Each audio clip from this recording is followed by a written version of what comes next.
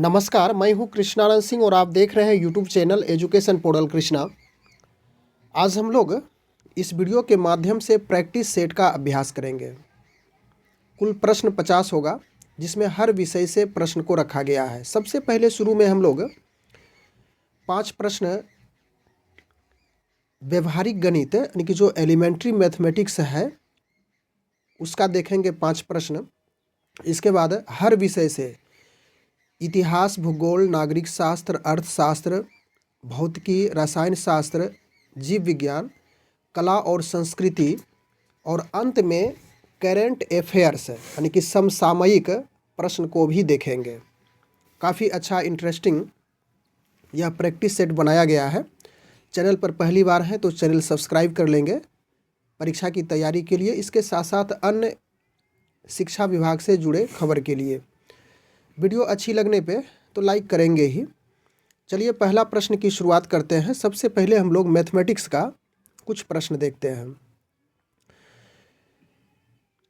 यदि 16 व्यक्ति एक फसल को 30 दिन में काट सकते हैं तो 20 व्यक्ति इस फसल को कितने दिनों में काट सकते हैं? एक एक नियम का यह प्रश्न है।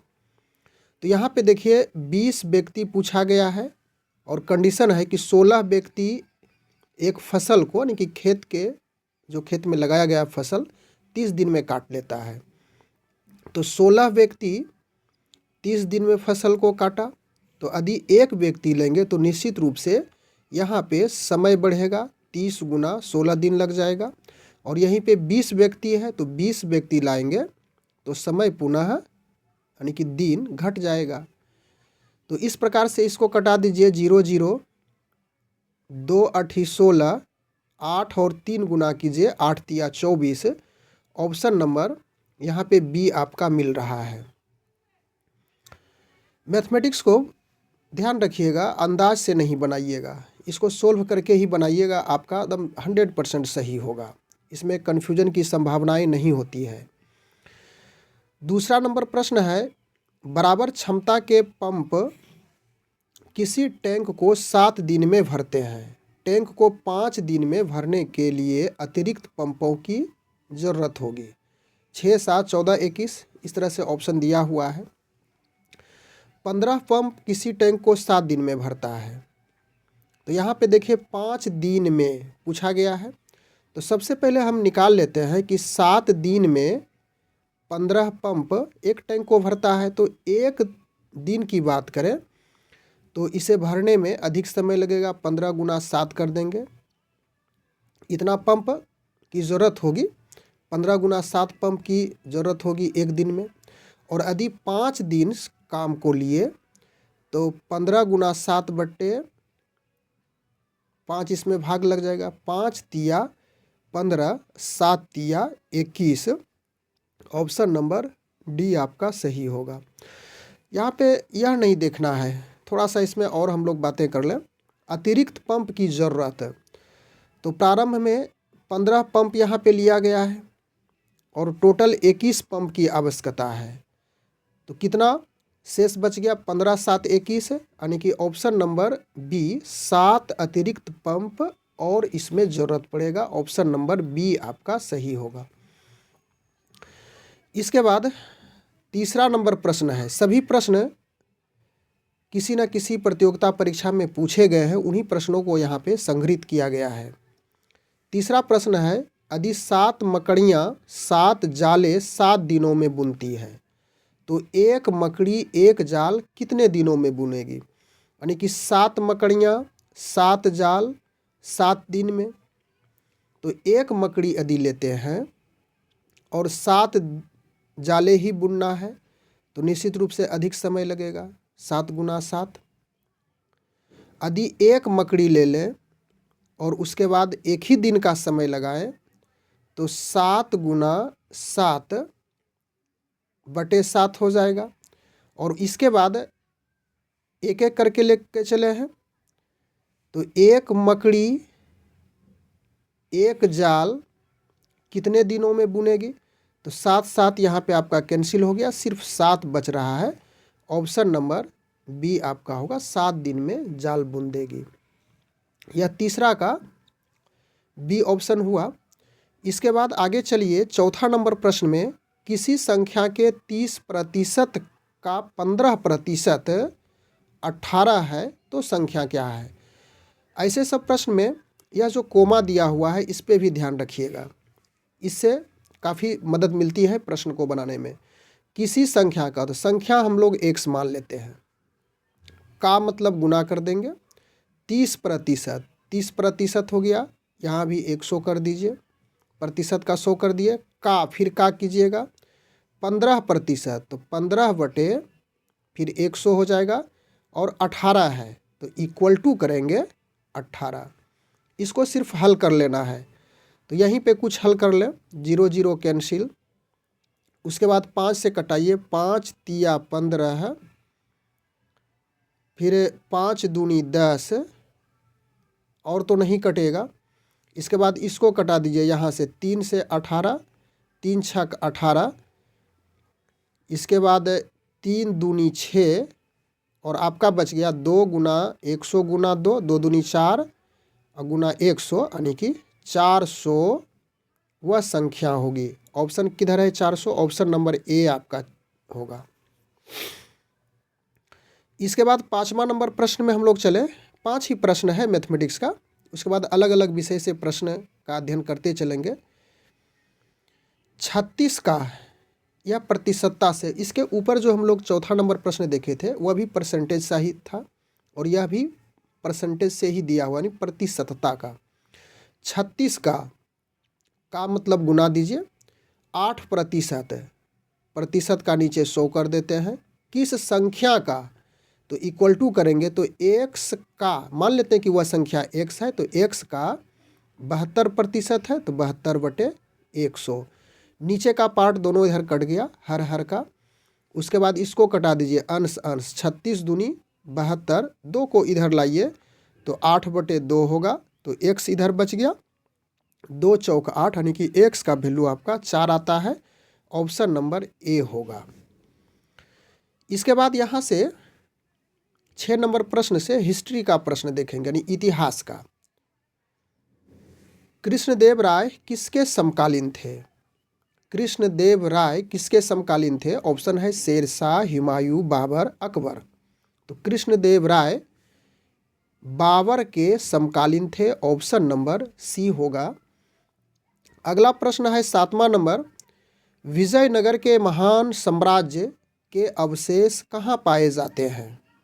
विजयनगर के महान साम्राज्य के अवशेष यानी खंडहर कहाँ पाए जाते हैं, बीजापुर, गोलकुंडा, हम्पी, बड़ौदा। ऑप्शन कौन सा होगा, तो इसका साम्राज्य हम्पी में पाया जाता है, ऑप्शन नंबर सी आपका सही होगा। कुछ समय लेंगे, आप इतना देर में सोच लीजिएगा कि कौन सा प्रश्न का उत्तर कौन होगा, यानी प्रश्न का उत्तर क्या होगा, उसके बाद हम लोग फिर फाइनली आंसर तो देखेंगे ही। महमूद गजनबी के भारत पर आक्रमण का उद्देश्य क्या था। ऑप्शन ए है इस्लाम का प्रचार, बी है गजनी साम्राज्य का विस्तार, सी है मूर्तियों को तोड़ना, और डी है मध्य एशिया में एक बड़े साम्राज्य की स्थापना के लिए धन प्राप्त करना। तो 8 का राइट आंसर निश्चित रूप से पकड़ में आ गया होगा, यही डी नंबर होगा। मध्य एशिया में एक बड़े साम्राज्य की स्थापना के लिए धन एकत्रित करना था महमूद गजनबी को। अगला प्रश्न है 9 नंबर, दिल्ली सल्तनत की दरबारी भाषा थी, यानी दिल्ली सल्तनत काल की जो भाषा थी, दरबार की भाषा थी, वह क्या थी, उर्दू, फारसी, हिंदी या तो फिर अरबी थी। तो दिल्ली सल्तनत की दरबारी भाषा फारसी थी, ऑप्शन नंबर बी आपका सही होगा। अगला प्रश्न है 10 नंबर, रजिया सुल्तान किसकी बेटी थी। रजिया सुल्तान किसकी बेटी थी, यह प्रश्न मैं आपके लिए छोड़ रहा हूँ। रजिया सुल्तान किसकी बेटी थी, इल्तुतमिश, कुतुबुद्दीन ऐबक, नसीरुद्दीन या तो फिर बलबन था। कमेंट के माध्यम से जानकारी देंगे, लोगों तक पहुँचाने का प्रयास करेंगे। अगला प्रश्न है 11 नंबर, भारतीय संविधान में कुल कितने भाग हैं, यानी कि पार्ट्स की बात की गई है। भारतीय संविधान में, इंडियन कॉन्स्टिट्यूशन में कितने भाग हैं, 18, 20, 22, 24। तो तो भारतीय संविधान में कुल भागों की संख्या 22 है, यानी कि 22 है, ऑप्शन नंबर सी। अगला प्रश्न है 12 नंबर, भारतीय संविधान के किन अनुच्छेद में नागरिकता संबंधी प्रावधान है? किस अनुच्छेद में नागरिकता से संबंधित बातें कही गई है? 1 से 5 में, 5 से 11 में, 12 से 35 में, 5 से 11 में।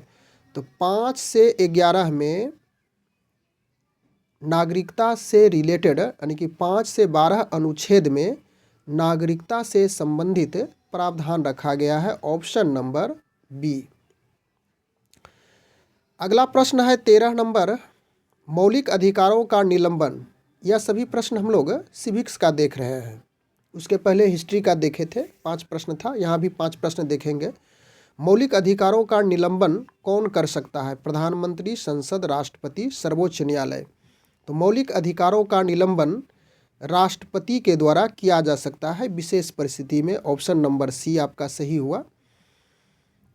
अगला प्रश्न है 14 नंबर, नीति निर्देशक तत्व का महत्व किसके लिए है? बहुत अच्छा प्रश्न है। नागरिक, राज्य, समाज या संघ से? तो नीति निर्देशक तत्व, नीति निर्देशक सिद्धांत यह आपका राज्य से रिलेट करता है, यानी राज्य से जुड़ा हुआ है, ऑप्शन नंबर बी होगा। अगला प्रश्न है 15 नंबर, भारतीय सेनाओं का सर्वोच्च सेनापति होता है। काफ़ी पॉपुलर है, इजी सा प्रश्न है। तो भारतीय सेनाओं का सर्वोच्च सेनापति राष्ट्रपति, उपराष्ट्रपति, प्रधानमंत्री या रक्षा मंत्री कौन होगा? तो यह आपका राष्ट्रपति होगा, ऑप्शन नंबर ए होगा। 16 नंबर प्रश्न है, भारत में किसे बैंकों का बैंक? यहाँ से अब आपका इकोनॉमिक्स का प्रश्न है, ध्यान रखिएगा, सब्जेक्ट का भी ध्यान रखना है कि किस सब्जेक्ट से कौन सा प्रश्न है, इसे याद करने में आपको सहूलियत होगी। भारत में किसे बैंकों का बैंक कहा जाता है? ऑप्शन है भारतीय रिजर्व बैंक, भारतीय state bank, bank of India, central bank of India. तो भारत में किसे बैंकों का बैंक कहा जाता है? तो यह है RBI, reserve bank of India, option number A हो गया। अगला प्रश्न है 17 नंबर, भारत का सबसे बड़ा बैंक है। सेम प्रश्न है, ज़्यादा परिवर्तन नहीं है। तो भारत का सबसे बड़ा बैंक हो गया भारतीय reserve bank, option number A. इसके बाद 18 नंबर प्रश्न है, भारतीय रिजर्व बैंक का राष्ट्रीयकरण कब हुआ? भारतीय रिजर्व बैंक का राष्ट्रीयकरण कब हुआ? 45, 47, 49, 50। तो भारतीय रिजर्व बैंक का राष्ट्रीयकरण 1949 ईस्वी में हुआ था, ऑप्शन नंबर सी सही होगा। 19 नंबर प्रश्न है, भारतीय रिजर्व बैंक का मुख्यालय कहाँ स्थित है? नई दिल्ली, मुंबई, कोलकाता, चेन्नई।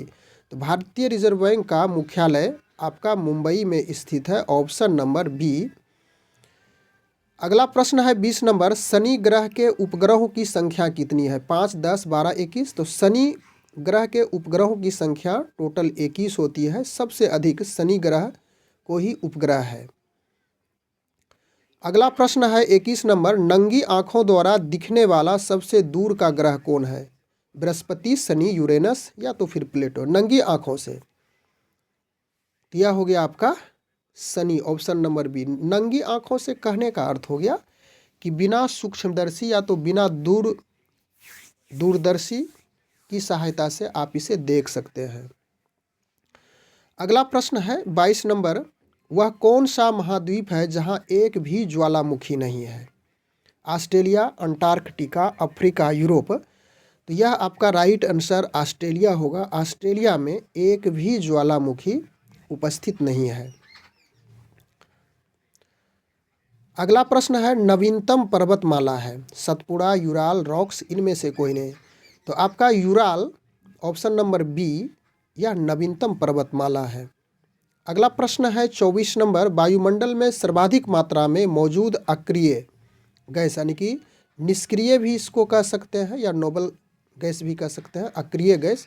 तो यह आर्गन होती है, ऑप्शन नंबर ए, इसका संकेत AR इस तरह से। 25 नंबर प्रश्न है, वायुमंडल की सबसे निचली परत कहलाती है? तो कौन सा होगा यह? तो वायुमंडल की, यानी कि पृथ्वी की सतह से जब वायुमंडल की ऊपर चलते हैं तो स्टार्टिंग में आपका क्षोभ मंडल मिलेगा, उसके बाद समताप मंडल, फिर ओजोन मंडल, फिर आयन मंडल, बहिर्मंडल। तो ऑप्शन नंबर सी आपका सही हो जाएगा। यानी कि वायुमंडल की सबसे निचली परत क्षोभ मंडल होगी, उसके बाद समताप मंडल, फिर ओजोन मंडल, फिर आयन मंडल, फिर बहिर्मंडल। अगला प्रश्न है 26 नंबर, सर्वाधिक लोकप्रिय पुराण है। यह कला और संस्कृति से रिलेटेड है। इसके पहले हम लोग ज्योग्राफी का प्रश्न देखे, भूगोल का, अब कला और संस्कृति का प्रश्न आ चुका है। सर्वाधिक लोकप्रिय पुराण है श्रीमद् भागवत पुराण, विष्णु पुराण, मत्स्य पुराण या मार्कंडेय पुराण। तो सबसे अधिक पॉपुलर, सबसे अधिक लोकप्रिय पुराण आपका श्रीमद् भागवत पुराण है। ऑप्शन नंबर ए होगा। 27 नंबर प्रश्न है, वेदों के संकलनकर्ता हैं वाल्मीकि, वेदव्यास, दोनों, इनमें से कोई नहीं। तो वेदों के संकलनकर्ता कौन है, आपको इसका जवाब देना है। 2 प्रश्न मैंने इस वीडियो में छोड़ा है, दोनों कमेंट के माध्यम से जरूर जवाब देंगे। अगला प्रश्न है 28 नंबर, भागवत धर्म का सबसे महत्वपूर्ण ग्रंथ है उपनिषद, स्मृति, पुराण या त्रिपिटक। भागवत धर्म का सबसे महत्वपूर्ण ग्रंथ आपका पुराण है। ऑप्शन नंबर सी। 29 नंबर प्रश्न, चूहों के मंदिर के नाम से विख्यात मंदिर कौन है। चूहों के नाम से, चूहों के मंदिर के नाम से। तो यह होगा करणी माता का मंदिर। ऑप्शन नंबर ए होगा। करणी माता का मंदिर चूहों के मंदिर के नाम से फेमस है। अगला प्रश्न है, सदीर किस नृत्य शैली का प्राचीनतम नाम है। कला संस्कृति का ही प्रश्न जा रहा है। सदीर, तो यह किससे रिलेटेड है। कथक, ओडिसी, भरतनाट्यम, मोहिनीअट्टम, सभी नृत्य है। तो सदीर आपका यह भरतनाट्यम से संबंधित है। ऑप्शन नंबर सी सही होगा। 31 नंबर प्रश्न, यहाँ से अब देखिए फिजिक्स का प्रश्न आ चुका है। 5 प्रश्न इसका भी देखेंगे, यानी कि फिजिक्स भौतिकी का। न्यूटन के गति का प्रथम नियम क्या कहलाता है। संवेग संरक्षण का नियम, जड़त्व का नियम, गतिशीलता का नियम, इनमें से कोई नहीं। तो न्यूटन के गति का प्रथम नियम कहा गया है, तो यह जड़त्व का नियम कहलाएगा। ऑप्शन नंबर बी हो गया। 32 नंबर प्रश्न है, पानी का घनत्व अधिकतम होता है। पानी का घनत्व अधिकतम कितने तापमान पर होता है, यह पूछा गया है। 4 degree Celsius, 4 degree Celsius, 4 degree Fahrenheit, -4 degree Celsius, या तो 40 डिग्री सेल्सियस। तो पानी का घनत्व यानी कि पानी का जो डेंसिटी होता है वह 4 डिग्री सेल्सियस पर ही मैक्सिमम होता है। ऑप्शन ए होगा। 33 नंबर प्रश्न है, इंद्रधनुष कैसे बनता है। प्रकाश के परावर्तन से, प्रकाश के अपवर्तन से, अपवर्तन तथा प्रकाश के पूर्ण आंतरिक परावर्तन से। यही आपका राइट आंसर होगा। Option number C. अगला प्रश्न है 34 नंबर, हीरा चमकदार दिखाई देता है, क्यों दिखाई देता है। परावर्तन के कारण, अपवर्तन के कारण, सामूहिक आंतरिक परावर्तन के कारण। ऑप्शन नंबर यही जो सी है यही होगा। हीरा चमकदार दिखने का कारण सामूहिक आंतरिक परावर्तन होता है। इसके बाद अगला प्रश्न है 35 नंबर, तड़ित चालक बनाए जाते हैं लोहे के, एल्युमिनियम के, तांबे के, इस्पात के। तो तड़ित चालक तांबे के ही बनाए जाते हैं, यानी कि कॉपर का तड़ित चालक बनाया जाता है। Option number C. अगला प्रश्न है 36 नंबर, परमाणु नाभिक के अवयव है, यानी परमाणु के नाभिक में क्या मौजूद रहता है, यह पूछा गया है। तो इसमें प्रोटॉन और न्यूट्रॉन उपस्थित रहता है न्यूक्लियस में, नाभिक में। तो प्रोटॉन और न्यूट्रॉन आपका देखिए ऑप्शन नंबर बी है, यही सही होगा। इसके बाद अगला प्रश्न है 37 नंबर, सोडियम परमाणु में कोर इलेक्ट्रॉन, एक कोर इलेक्ट्रॉन होता है, एक संयोजी इलेक्ट्रॉन होता है। सोडियम का परमाणु संख्या 11 होता है। इसका इलेक्ट्रॉनिक विन्यास करेंगे तो कोर में 10 इलेक्ट्रॉन रहता है और बाहर में 1 इलेक्ट्रॉन रहता है, जिसे संयोजी इलेक्ट्रॉन कहता है। तो ऑप्शन नंबर आपका डी सही हो जाएगा। 10 इलेक्ट्रॉन सोडियम परमाणु के कोर इलेक्ट्रॉन में पाए जाते हैं। 38 नंबर प्रश्न है, रेडियो सक्रियता किसका गुण है। कि रेडियो सक्रियता किसका गुण है, इलेक्ट्रॉन का, प्रोटॉन का, न्यूट्रॉन का, या तो फिर नाभिक का। तो रेडियो सक्रियता आपका नाभिक का गुण है। ऑप्शन नंबर डी सही होगा।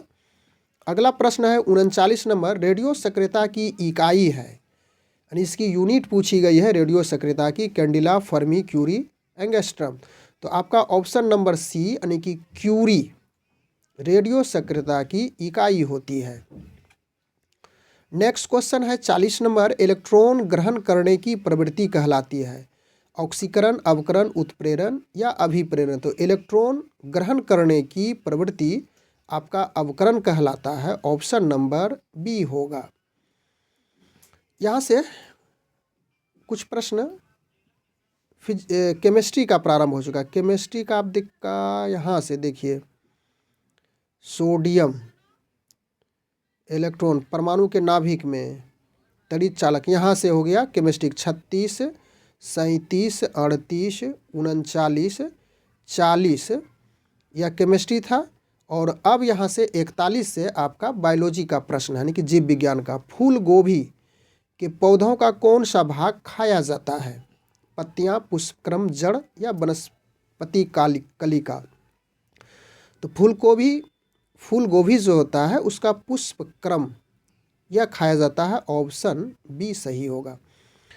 अगला प्रश्न है 42 नंबर, तारपीन का तेल प्राप्त किया जाता है नेम से, मायकम से, देवदार से या चीड़ से। तारपीन का तेल चीड़ से प्राप्त किया जाता है, ऑप्शन नंबर डी।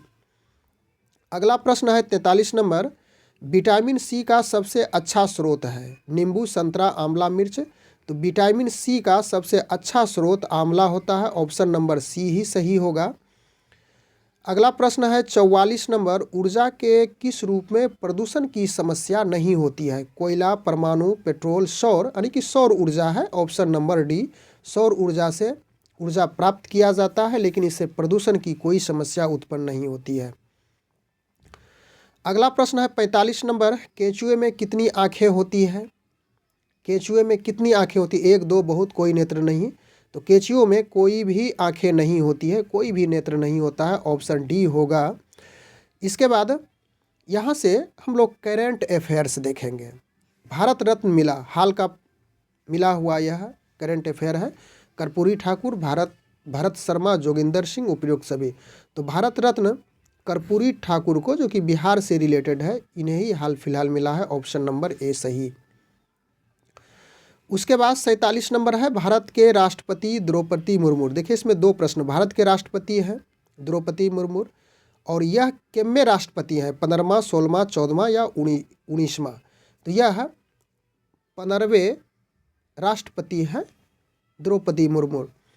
इसके बाद अगला प्रश्न है 48 नंबर, मुख्य चुनाव आयुक्त हैं। मुख्य चुनाव आयुक्त कौन है? रंजन कुमार, राजीव कुमार, सुधीर कुमार, नीरज कुमार। तो मुख्य चुनाव आयुक्त आपका राजीव कुमार है, ऑप्शन नंबर बी सही हो जाएगा। इसके बाद अगला प्रश्न है, 2 प्रश्न करेंट अफेयर्स है, उसके बाद हम लोग 50 प्रश्न को कंप्लीट कर लेंगे। 49, राज्यसभा के सभापति हैं, यह भी करेंट ही आपका है। जगदीप धनखड़, हरिवंश नारायण सिंह, अधीर रंजन चौधरी, मनोज पांडे। तो राज्यसभा के सभापति वर्तमान का सभापति है Jagdeep Dhankhar, option number A आपका सही है। अंतिम प्रश्न है 50 नंबर, भारतीय रिजर्व बैंक के गवर्नर हैं, यह भी करंट प्रश्न है, यानी कि समसामयिक है। वर्तमान में भारतीय रिजर्व बैंक यानी कि आरबीआई के गवर्नर है Shashikant Das, option number A सही होगा। तो इस प्रकार से इस वीडियो के माध्यम से हम लोग हर विषय से 5-5 प्रश्न लेकर के कुल 50 प्रश्न का अध्ययन किए। कुछ विषय छूटा जिसमें से लैंग्वेज पेपर का, तो उसे हम लोग अलग से देखेंगे। तो इस वीडियो के माध्यम से आज इतनी ही बातों को लेकर के, यानी कि इतने ही प्रश्न को लेकर के हम लोग उपस्थित हुए थे। मिलते हैं अगले वीडियो में, तब तक के लिए धन्यवाद।